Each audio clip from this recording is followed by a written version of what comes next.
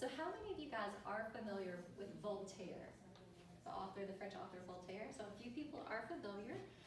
One of his most famous works is Candide, or The Optimist, or Optimism, depending on which translations you read. And so to start off with, I wanted to just give a little bit of a background of Voltaire. And so like I said, he is a French author, and he was around in the 17th century, right? And so 17th century in France. And so he was born to a very low-ranking noble family. He was the youngest of 5 children. His parents were not really affluent or well-off, but they were kind of middle-class nobility, okay? So his dad worked as kind of a lawyer. He worked as an assistant to a notary, and his goal or ambition was for his son to also become a lawyer, right? So he had that idea of, let's keep you into the family tradition and make sure that you have a noble way of earning a living. However, when Voltaire went to go to college and went to go away to Paris to study, of course, he didn't have the same ambition as his father or family had for him. He didn't want to be a lawyer. He decided he wanted to write, and so he pretended to be working as an assistant to someone as a notary. And so he would pretend to be this, and on the side, he would write essays and he would write poetry.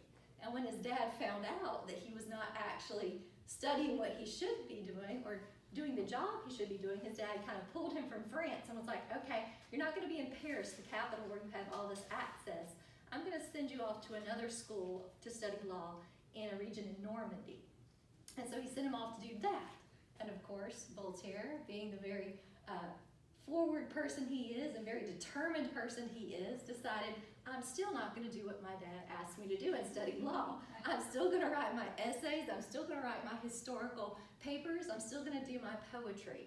And so eventually, you know, your family has to kind of come to terms with what you are wanting to be as your profession. And he started working in what he desired to do, writing poetry, writing essays, writing critiques. And that's how he became well known. But most of his notoriety wasn't positive, right? And so a lot of things that he wrote, he was very criticized and chastised for. And one of the things that was really prevalent was he was not very good at holding back, right? So he told you exactly what he thought. And so he attacked the government, right, the French government. He attacked Christianity. He attacked the Catholic Church. He attacked the fact that you weren't allowed to have free speech or the separation of church and state, those things that are fundamentals for our government. He was a free thinker during the Enlightenment, and he was friends with Ben Franklin. And so those types of ideas that Franklin established for the United States were the same types of ideas that Voltaire was thinking of at the time during the 17th century.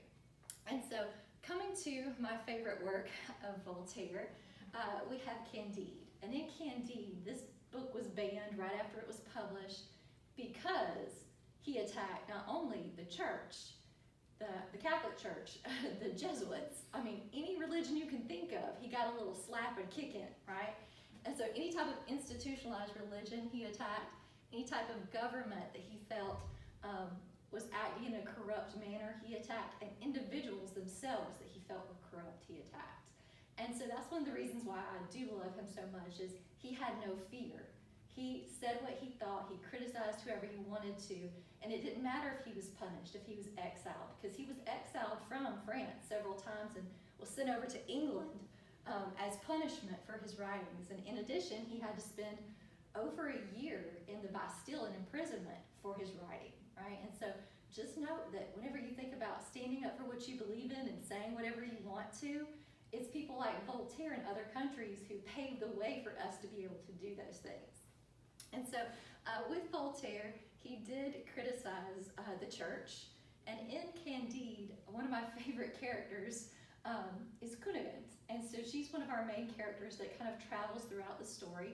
And so we have Candide and Candide. And Candide is kind of in love with this young woman. They were brought up and raised around the same household, but he's of a lower social status than she is. And so he aspires to love her, but he's not good enough for her in her family's eyes. So we've got social class distinctions going on.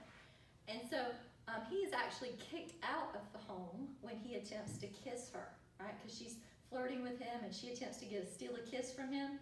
And he's the one that is reprimanded and tossed out or exiled from the family home.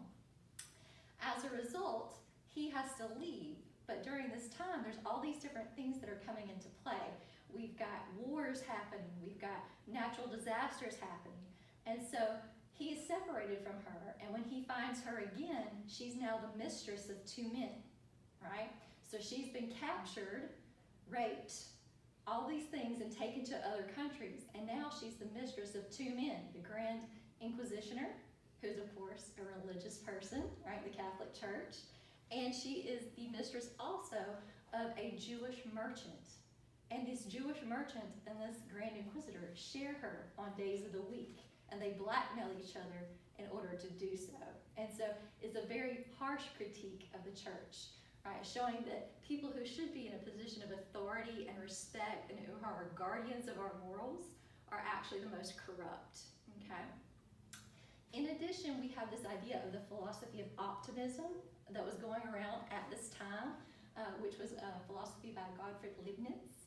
And he believed that this is the best of all possible worlds, right? So that's the philosophy of optimism. Out of all the worlds that we live in, this is the best possible world. And so anything that happens is for the best, right?